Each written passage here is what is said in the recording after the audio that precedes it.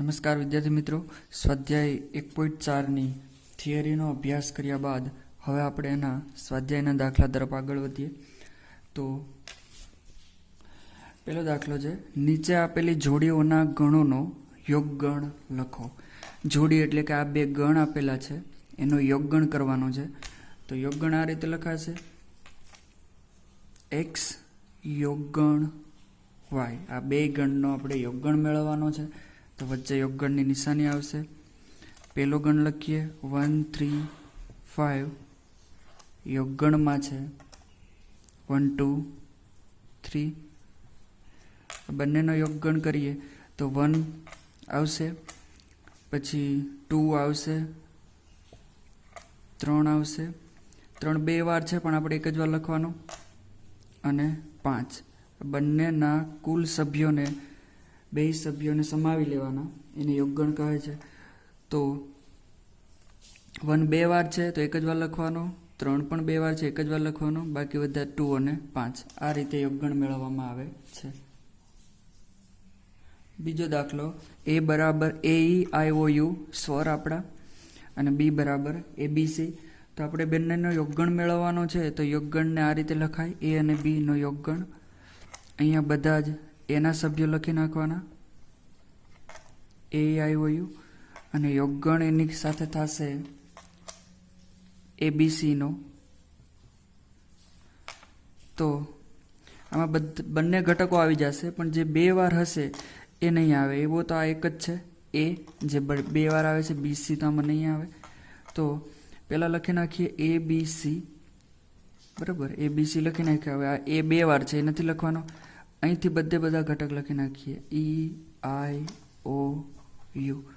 આ આપણો યોગગણ પૂરો થાય છે. ત્રીજો દાખલો, એ બરાબર લેવાના છે એક્સ કે જ્યાં એક્સ એ 3ની ગુણિત પ્રાકૃતિક સંખ્યા. તો 3ની ગુણિત પ્રાકૃતિક સંખ્યા થશે 3 6 9 12. આ રીતે અનંત સુધી આવશે. બી બરાબર એક્સ કે જ્યાં એક્સ એ 6 થી નાની પ્રાકૃતિક સંખ્યા. 6 થી નાની પ્રાકૃતિક સંખ્યા છે 1 2 3 4 અને 5. 6 થી નાની કીધી. હવે જો આ બંનેનો આપણે યોગગણ કરવાનો હોય તો એ યોગ બી કરીએ તો આમાં તો આવશે 3 6 9 12 ... યોગગણ થશે એનો 1 2 3 4 અને 5 સાથે. તો જવાબ આવશે, અહીંથી જ શરૂઆત કરીએ, 1 2 3 બે વાર નહીં લખવાના, એક જ વાર, 4 અને 5. આ 3 બે વાર આવી ગયા. 6 થી ચાલુ થાય, 6 9 12, પછી ... કેમ કે ઈ સંખ્યા તો 12 પછી 15 18 એમ અનંત સુધી આવવાની છે. તો આ રીતે થશે એ યોગ બી. ચોથા નંબરનો દાખલો, એ બરાબર એક્સ કે જ્યાં એક્સ એ પ્રાકૃતિક સંખ્યા લેવાની છે અને 1 અને 6 વચ્ચેની લેવાની છે, જેમાં 6 આવી જશે. અહીંયા સંવૃત અંતરાલ છે, 1 આવશે નહીં કેમ કે વિવૃત અંતરાલ છે.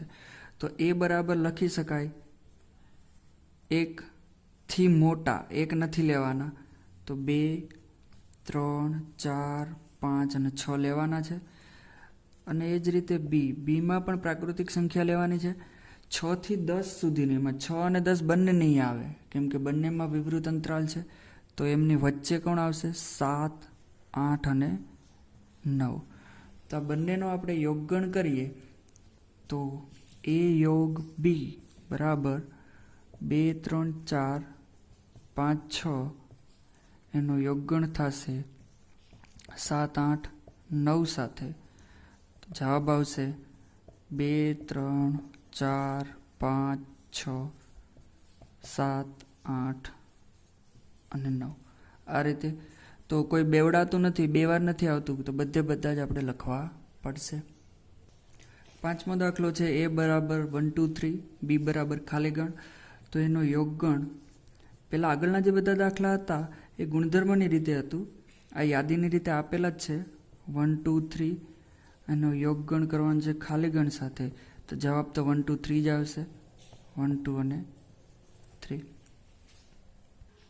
બીજો દાખલો છે. પહેલા દાખલાના 5 દાખલા પતાવ્યા બાદ હવે બીજો દાખલો છે કે ગણ એની અંદર એ બી આવેલા છે, એ બી એના સભ્યો છે, બીની અંદર એ બી સી આવેલા છે, આ બે લેવાના છે. તો એ બીનો ઉપગણ છે એ રીતે તમને પ્રશ્ન પૂછ્યો છે. આ ઉપગણની નિશાની છે, બરાબર. તો એ બીની અંદર આવેલા છે. તો આપણે જવાબ લખવાનો છે કે અહીં જો આ એ બી એ એબીસીની અંદર તો છે જ, એટલે કે એના દરેક સભ્ય એબીસીની અંદર આવેલા છે. તો એને બીનો ઉપગણ કહેવાય. અહીંયા લખવાનું છે કે અહીં ગણ એના સભ્યો, એના દરેક સભ્યો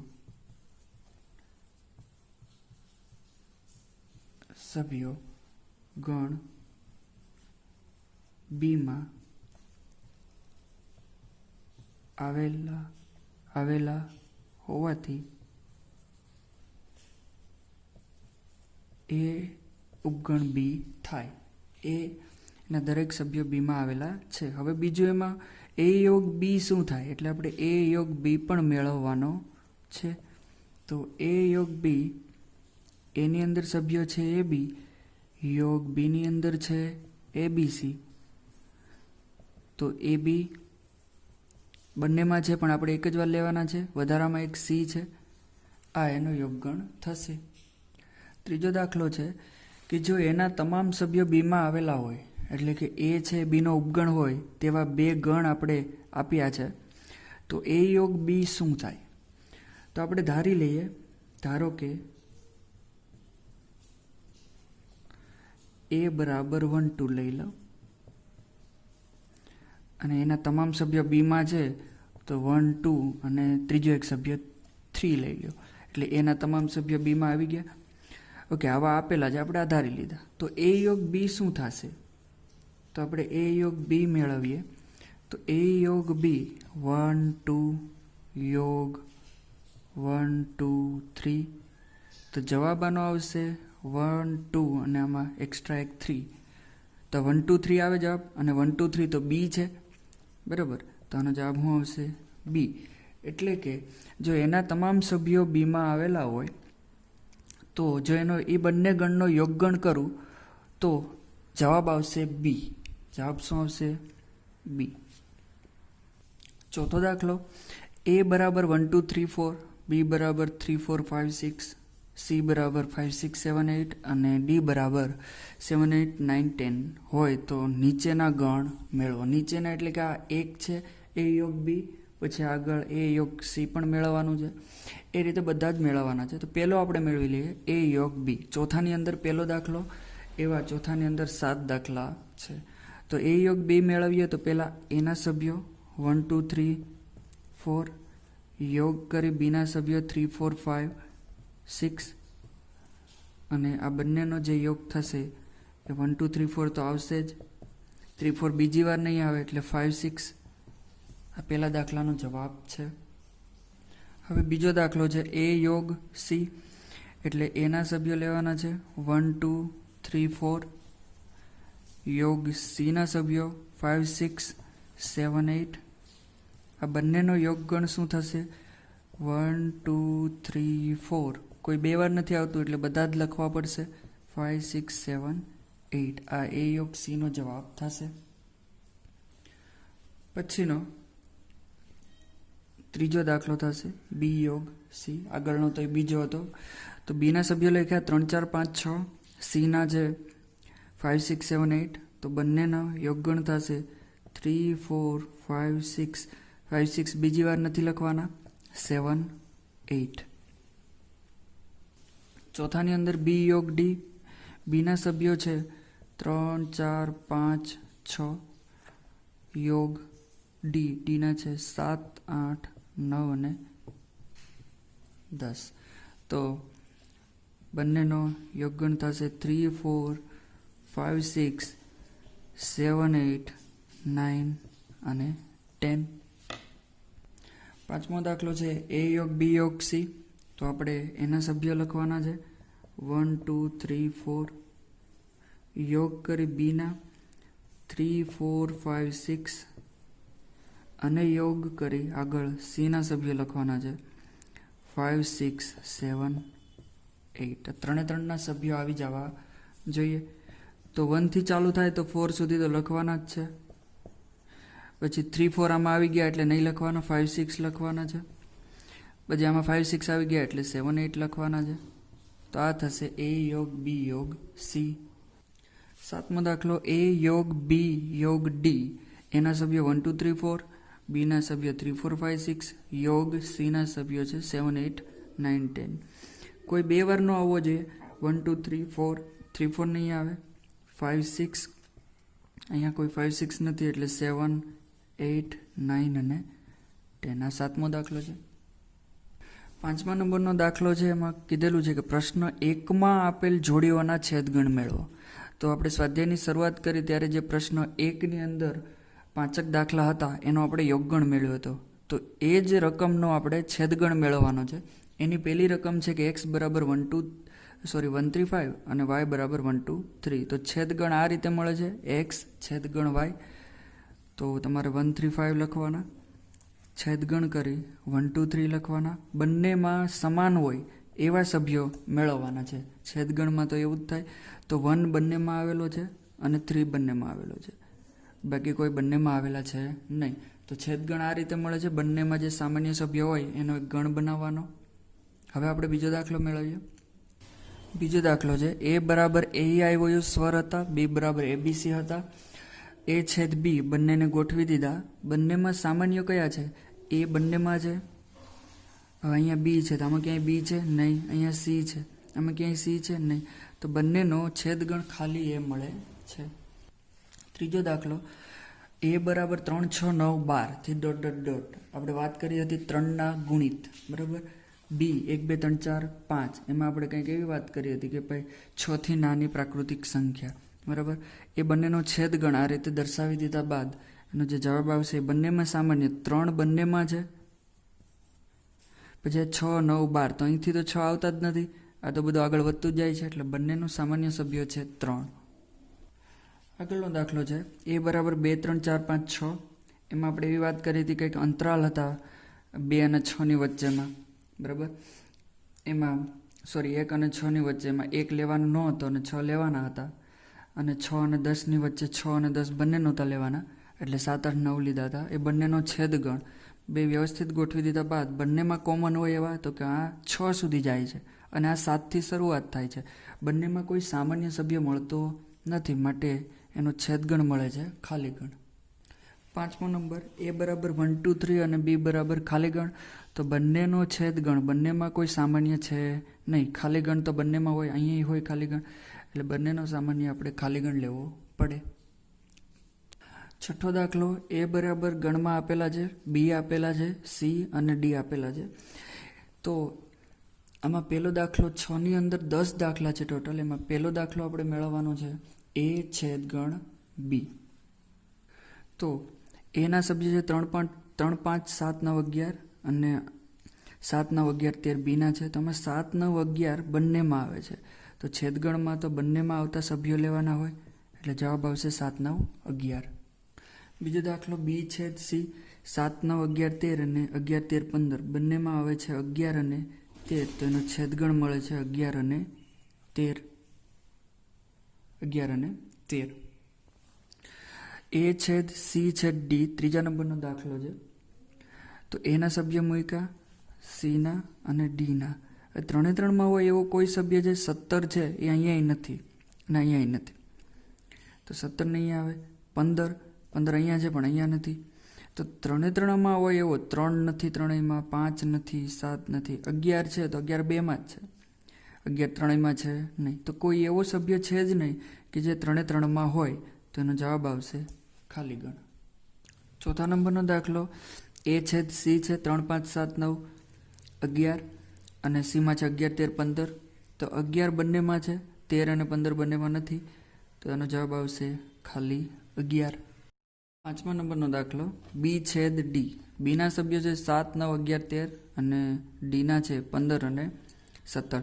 તો 15 અને 17 આ બંનેમાં આવેલા નથી કે આનો પણ કોઈ સભ્ય આમાં આવેલા નથી. બધા અલગ જ છે માટે આનો જે છેદગણ છે એ ખાલીગણ રહેશે. 6થા નંબરનો દાખલો છે A છેદ B યોગ C. એટલે કે બી અને સીનો યોગગણ કરવાનો છે, એનો જે જવાબ આવે એનો એ સાથે છેદગણ કરવાનો છે. તો આ એના સભ્યો છે, છેદગણ મૂકો અને આ બે વચ્ચે યોગગણની નિશાની છે. તો પહેલાં કાઉન્સનું સાદુરૂપ આપીએ તો એ બરાબર જે છે એ લખીએ 3, 5, 7, 9 અને 11.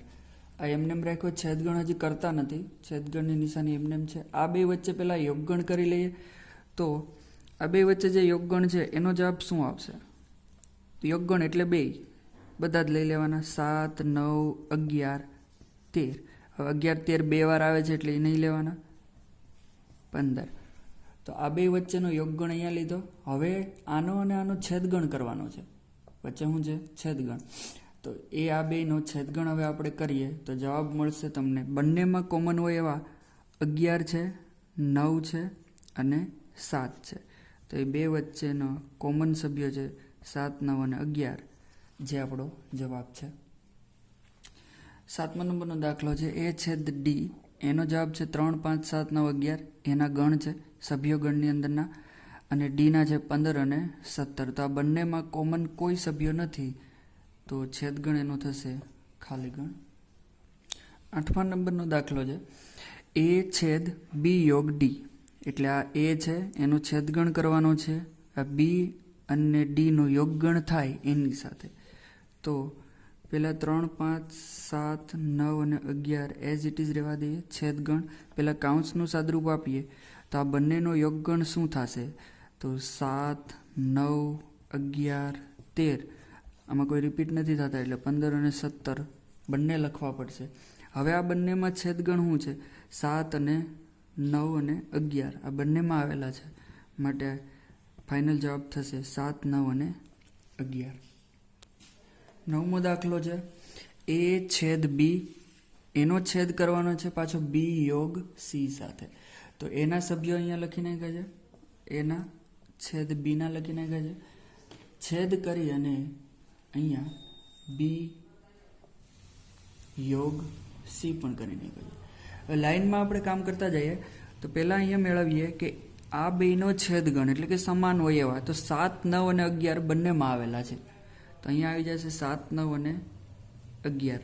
વચ્ચે કોણ છે? છેદગણ. આ રાખી દીધો છેદગણ.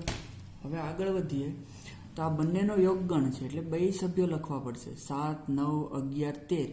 11, 13 બે વાર આવે છે એટલે એક જ વાર લખવા પડે, અને 15. તો જવાબ આવશે આનો 7, 9, 11, 13, 15. 7, 9, 11, 13, 15. હવે આ બંનેનો છેદગણ મેળવવાનો છે. છેદગણ એટલે બંનેમાં હોય એવા 7, 9, 11, 7, 9, 11. તો ફાઇનલ જવાબ છે એ આવશે 7, 9, 11. 10મા નંબરનો છેલ્લો દાખલો. તો એ યોગ ડી કરવાનો છે અને છેદગણ કરવાનો છે બી યોગ સી સાથે. તો અહીંયા આપણે એના સભ્ય મૂકી દીધા. અહીંયા છે યોગગણ ડીના સભ્ય થઈ ગયા. છેદ કરવાનો છે તો અહીંયા છેદગણ રાખી દીધો. બી યોગ, અહીંયા યોગ રાખી દીધો, અને લાસ્ટમાં છે સી તો અહીંયા સી પણ રાખી દીધો. બંનેનું સાદરૂપ આપતા જઈએ તો આ બંનેનો યોગગણ થશે 3, 5, 7, 9, 11, 15 અને 17. આ એનો યોગગણ થશે. છેદગણ 3, 5, 7, 9, 11 અને 15. છેદગણમાં પાછા આ બંનેનો યોગગણ મેળવવાનો છે. તો એ બંનેનો યોગગણ થશે 7, 9, 11, 13 અને 15. હવે આ બંનેનો આપણે છેદગણ મેળવવાનો છે. છેદગણ એટલે બંનેમાં હોય એવા. તો અહીંથી 7 થી ચાલુ થાય છે. 7, 9, 11, 13, 15. તો અહીંયા પણ છે 7, 9, 11, 13, 15. તો બંનેમાં હોય એવાને છેદગણ કહેવાય. તો જવાબ આવશે 7, 9, 11, 13, 15. 7મા નંબરનો દાખલો છે. એ બરાબર આપેલું છે એક્સ એ પ્રાકૃતિક સંખ્યા છે. બી બરાબર પ્રાકૃતિક સંખ્યા પણ યુગ્મ જ હોવી જોઈએ, એટલે કે 2, 4, 6, 8 એ રીતે. સી છે એ અયુગ્મ પ્રાકૃતિક સંખ્યા એટલે કે 1 3 5 7 અપ ટુ, અને ડી બરાબર અવિભાજ્ય સંખ્યા એટલે કે 2 3 5 7 11 એવી સંખ્યા. તો અહીંયા આ જે છે એ ગુણધર્મની રીતે છે, યાદીની રીતે અહીંયા લખેલું છે. એ બરાબર 1 2 3 4, પછી અહીંયા આવશે 5 એ રીતે પ્રાકૃતિક સંખ્યા. બી બરાબર આવશે બેકી સંખ્યા, બેકી પ્રાકૃતિક. સી બરાબર એકી પ્રાકૃતિક છે, અને ડી છે એ અવિભાજ્ય સંખ્યા છે. આપણે પેલું મેળવવાનું છે એ છેદ બી. તો એ છેદ બી માટે એના સભ્ય કયા છે? તો કે એના સભ્ય છે પ્રાકૃતિક સંખ્યા 1 2 3 ડોટ ડોટ ડોટ છેદ બીના સભ્યો. છેદ અહીંયા નહીં, અહીંયા લખીએ. બીના સભ્યો કયા છે? બીના સભ્ય છે યુગ્મ પ્રાકૃતિક સંખ્યા. તો એમાં તો 2 4 6 8 એ રીતે આવે ડોટ ડોટ ડોટ. અહીંયા આવશે 1 2 3 4 5 6 ડોટ ડોટ ડોટ આ રીતે. તો આ બંનેનો છેદગણ તો 2 4 6 8. તો આમાં પણ 2 4 6 8 હશે જ, કેમ કે આમાં તો એકી બેકી બંને હોય. ખાલી પ્રાકૃતિક સંખ્યા છે અને આ બેકી પ્રાકૃતિક છે.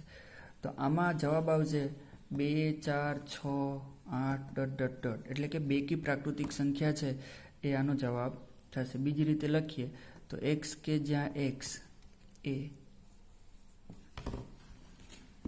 અયુગ્મ પ્રાકૃતિક સંખ્યા, સોરી યુગ્મ, બેકી સંખ્યા હોય એટલે શું કહેવાય?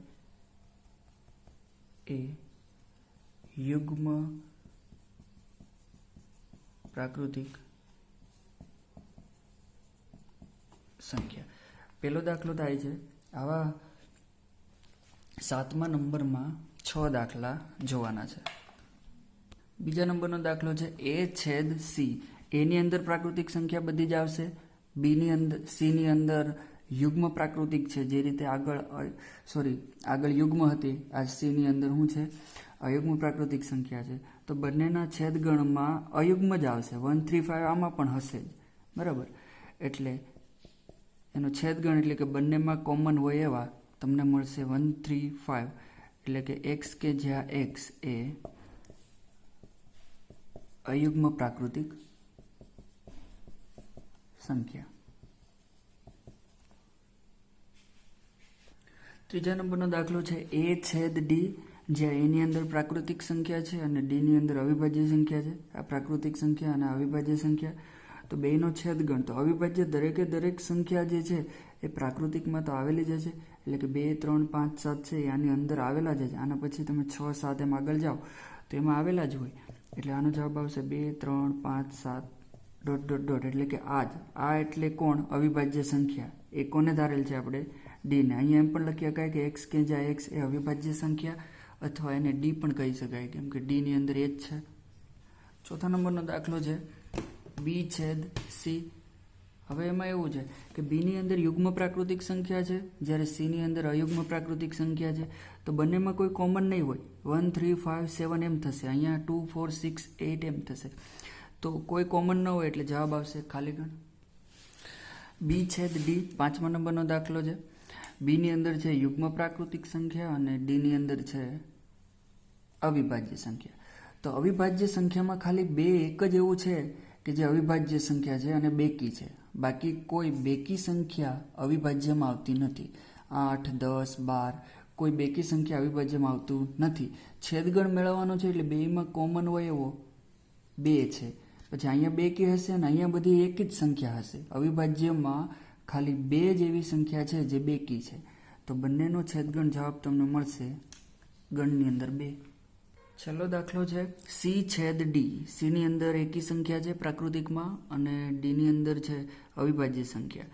આવા બંનેનો છેદગણ કરવાનો છે. તો બંનેના છેદગણમાં આપણે આગળ વધીએ, જવાબ તમને મળશે બંનેમાં હોય એવા. તો જો 2 નથી, 1 પણ નથી, તો 3 5 7 એ રીતે તમને જવાબ મળે. 3 5 7 પછી અહીંયા તો બધી એકી આવશે. તો આ રીતે આગળ મળે તમને જવાબ. તો 3 5 7 આવશે આનો જવાબ. બીજી રીતે કેવું હોય તો x કે જ્યાં x એ કેવી સંખ્યા હશે? અયુગ્મ હશે અને અવિભાજ્ય હશે, બેયમાં આવતી હોય એવી, તો અયુગ્મ અવિભાજ્ય સંખ્યા. આ ગુણધર્મની રીતે અને આ યાદીની રીતે.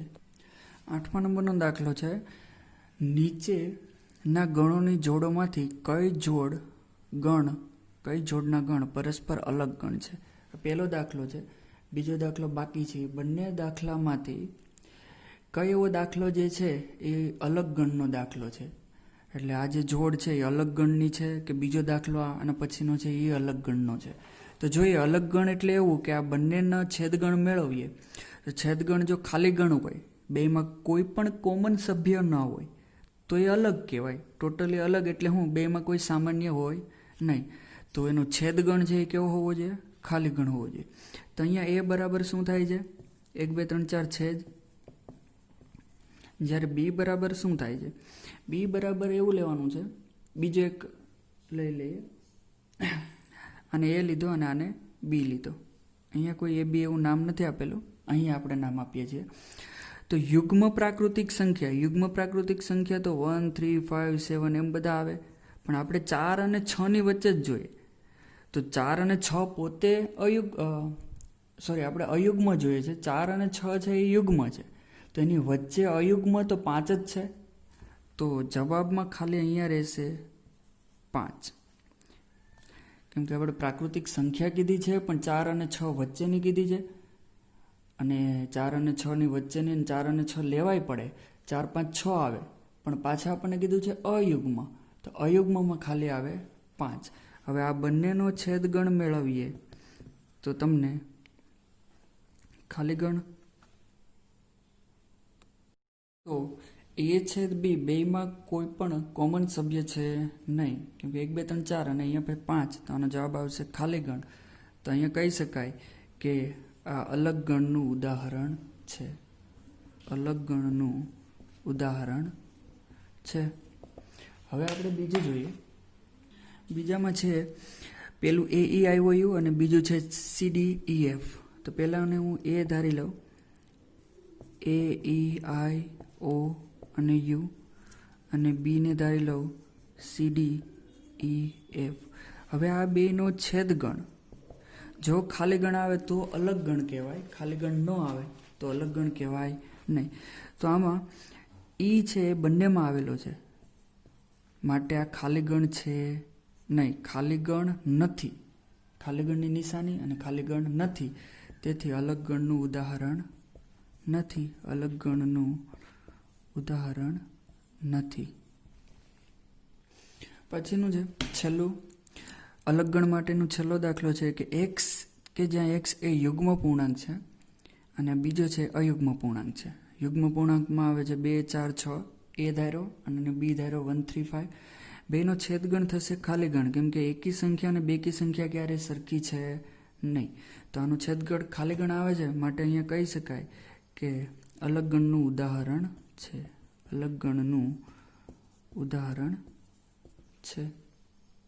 9મો દાખલો. એમાં આપણે એ આપણને આપેલું છે 3 6 9 12 15 18 21. બી આપેલું છે 4 8 12 16 20. સી આપેલું છે 2 4 6 8 10 12 14 16, અને ડી આપેલું છે 5 10 15 અને 20. તો એમાં પણ આપણે 12 જેટલા દાખલા ગણવાના છે. એમાં પહેલો દાખલો છે એ ઓછા બી, એટલે કે એ અને બીનો તફાવત. તો એનો મતલબ એમ થાય કે એમાં હોય પણ બીમાં ન હોય. તો અહીંથી જ ડાયરેક્ટ આપણે મેળવીએ, દાખલાને મોટો ન કરતા અહીંથી જ ડાયરેક્ટ જોતા જાય કે એમાં હોય અને બીમાં ન હોય એવા. તો 3 6 9 12 આમાં છે એટલે આ નહીં લેવાનો, 15 18 અને 21. તો 12 સિવાયના દરેકે દરેક સભ્યએ આનો જવાબ થશે, કેમ કે આનો સૂત્ર છે અને વ્યાખ્યા છે કે એમાં હોય પણ બીમાં ન હોય.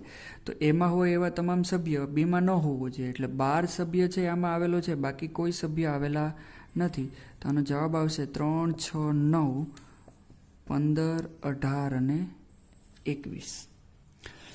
બીજો દાખલો છે એ ઓછા સી. એનો મતલબ થાય કે એમાં હોય પણ સીમાં ન હોય. એવા.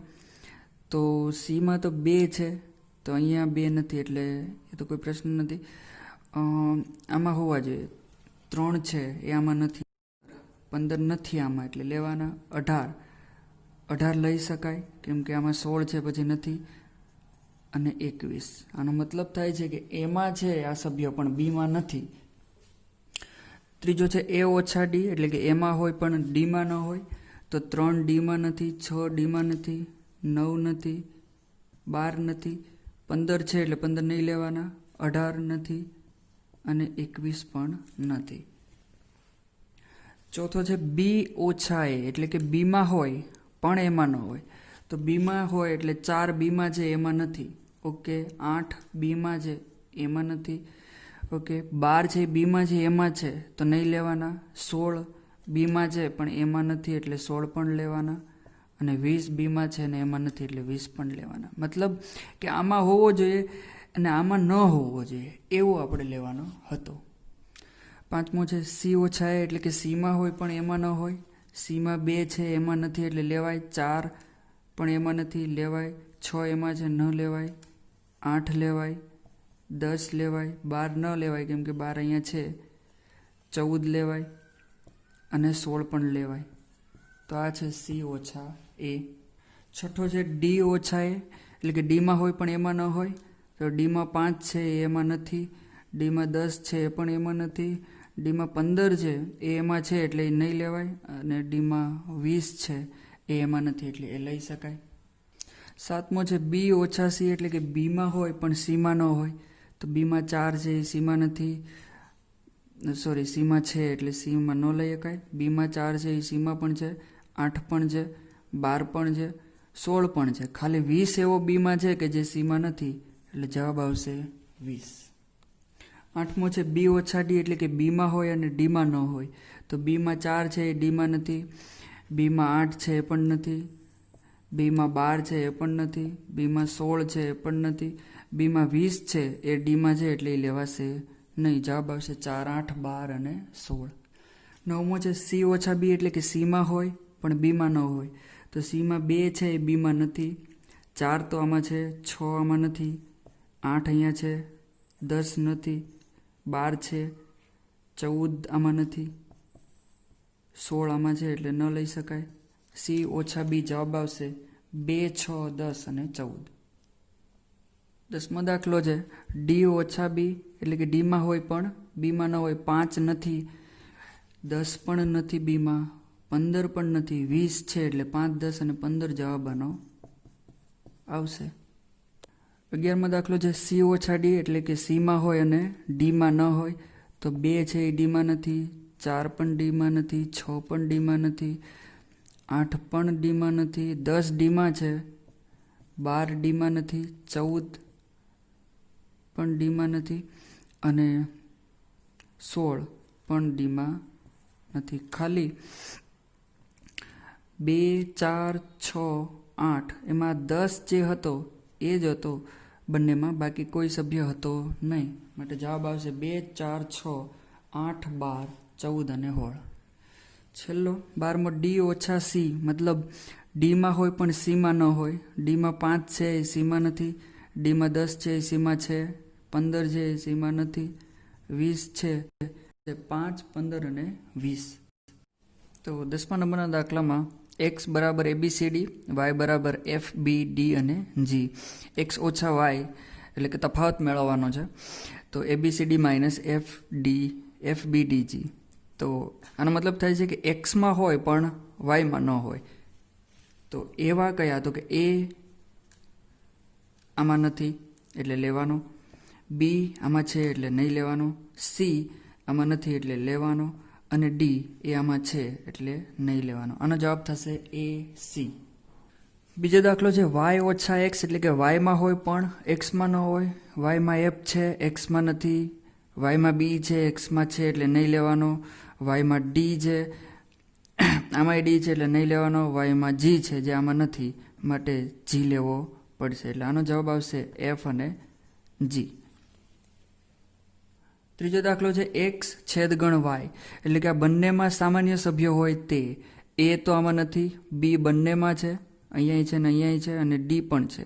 તો BD છે એ બંનેમાં છે એક્સ અને વાયમાં, માટે એક્સ છેદગણ વાય BD આવશે.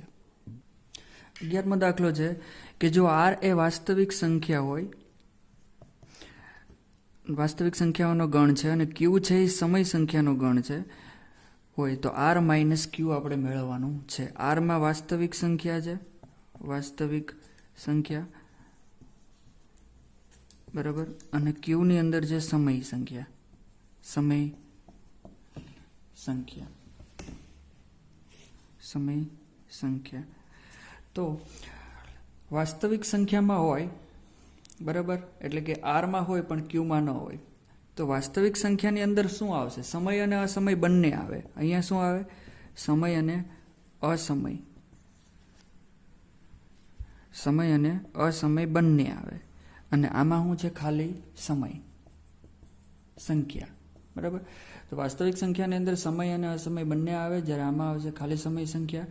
તો Rમાં હોય પણ આમાં ન હોય, તો એવું આ તો આમાં છે એટલે આ નહીં લેવાનું, તો અસમય વધશે આપણે. તો આનો જવાબ આવશે અસમય સંખ્યા.